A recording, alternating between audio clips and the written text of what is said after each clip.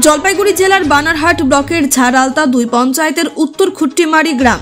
একসময় এই গ্রামের মানুষের কাছেই ননাই নদী ছিল আশীর্বাদ, আবার অভিশাপও। নদীর উপর কোনো সেতু না থাকায় পড়ুয়া থেকে শুরু করে শ্রমজীবী মানুষ সকলেরই যাতায়াতে ভরসা ছিল বিপদ সংকুল জঙ্গল পথ। হাতির আক্রমণের আশঙ্কা নিয়েও এই পথে বানারহাটে যেতেন তারা। বহু বছর ধরেই গ্রামবাসীরা সরকারের কাছে দাবি জানিয়েছিলেন ননাই নদীর ওপর একটি সেতু নির্মাণের। ভোট এসেছে, ভোট গেছে, কিন্তু দাবি পূরণ হয়নি। জনপ্রতিনিধি থেকে সরকারি আধিকারিক সবাই আশ্বাস দিয়ে সময় পার করেছেন, কিন্তু সমস্যা থেকে গেছে সমস্যায়। অবশেষে আর অপেক্ষা নয়, নিজেদের উদ্যোগেই উত্তর খুট্টিমারির রাভা জনজাতি সম্প্রদায়ের মানুষরা বাঁশ দিয়ে তৈরি করে ফেলেছেন একটি সাঁকো। জেদের বশে তৈরি করা এই সাঁকো গ্রামবাসীদের জন্য শুধু যাতায়াতের পথ নয়, রাষ্ট্র ব্যবস্থার প্রতি তাদের তীব্র বার্তাও।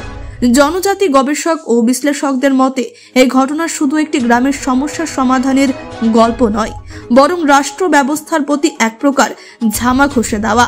এখন এই বাঁশের সাঁকো গ্রামবাসীদের জীবনের একটি নতুন অধ্যায়ের সূচনা করেছে। তবে প্রশ্ন থেকে যায়, কবে হবে সরকারি সেতু? কবে এই গ্রামবাসীদের দীর্ঘদিনের দাবি পূরণ হবে? Bureau report, Bangla digital TV. হলো কি, দীর্ঘদিন যাবত এখানে ব্রিজ হবে হবে হবে হবে করে ধরে নাও 15-20 বছর হয়ে গেল। 15-20 বছর পরে শুনতে পাইলাম যে এখানে নাকি ব্রিজ হবে হবে। ঠিক আছে, ভালো, আমাদের আনন্দের বার্তা। আমাদের কি এবং ফুগলুং বস্তির জনবাসীদেরও মুখে আমি শুনছি যে খুব ভালো আনন্দের বার্তা, তোমাদের আর আমাদের মধ্যে একটা রিলেশন, যাতায়াত ভালো সুব্যবস্থা হচ্ছে। ঠিক আছে, শুধু কি যাতায়াতের সুব্যবস্থা না, তারা যে এই যে রাতে বেলা ধরুন ফরেস্ট দিয়ে যাতায়াত করে হাতি বা বাঘের যে উপদ্রব, সেটা থেকে বাঁচার একটা সেটা এটা তো 100 বার। ওরা মোটামুটি খুকুলুং থেকে আমাদের খট্টিমারি মানে মেন, যেটাকে আমরা হাই স্কুল চৌপতি বলি, ওখান থেকে প্রায় 2.5 কিলোমিটার ওরা জঙ্গল দিয়ে যায় আর কি। জঙ্গল দিয়ে যায়, ওদের রাত্রের বেলা খুব অসুবিধা হয় যাতায়াতের জন্য।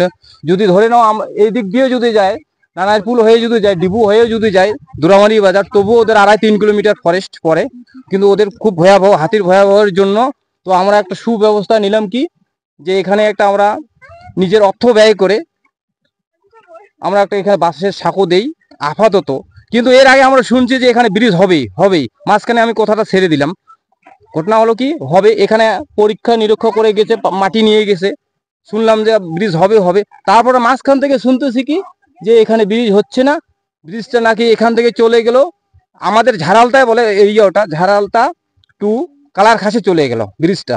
কিন্তু আমরা এটা নিয়ে খুব দুঃখিত। সেই কারণে কি আপনারা এই বাসের সেই কারণে আমরা বাঁশের সাঁকো আমরা অর্থ বহন করে, কতজন মিলে এটা করলেন? এটা আমরা 5-7 জন মিলে অর্থ বহন করে আমরা বাঁশের সাঁকো তৈরি করলাম। এর জন্য কি গ্রাম পঞ্চায়েতের তরফ থেকে কোনো টাকা দেওয়া? না, এর জন্য গ্রাম পঞ্চায়েত থেকে কোনো তহবিল থেকে এখানে কোনো পয়সা বা কোনো কিছু বলা হয়নি। এটা কি একদম ফ্রি যাতায়াত করবে না পয়সা দিয়ে? এটা ফ্রি বলতে কি, এটা যেহেতু আমরা সম্পূর্ণ মানে নিজের অর্থ বহন করে ব্রিজটা করলাম, তো মানে আর কি বাস খরচাটা আমরা পাবলিকদের কাছে পৌঁছে দিতে চাই। যেহেতু আমাদের এখানে 15-20 হাজার টাকা খরচা হয়েছে, সেহেতু আমাদেরকে যে খরচাটা হয়েছে, আমাদের লেবার খরচা, বাসের খরচা, সেটাকে আমরা পয়সা তুলে তারপরে আমরা ছেড়ে দেব, ফ্রি করে দেব, তারপরে আমরা ফ্রি করে দেব। এটা মোটমাট আপনি ফ্রি করার চেষ্টা? হ্যাঁ, ফ্রি করার চেষ্টা করব।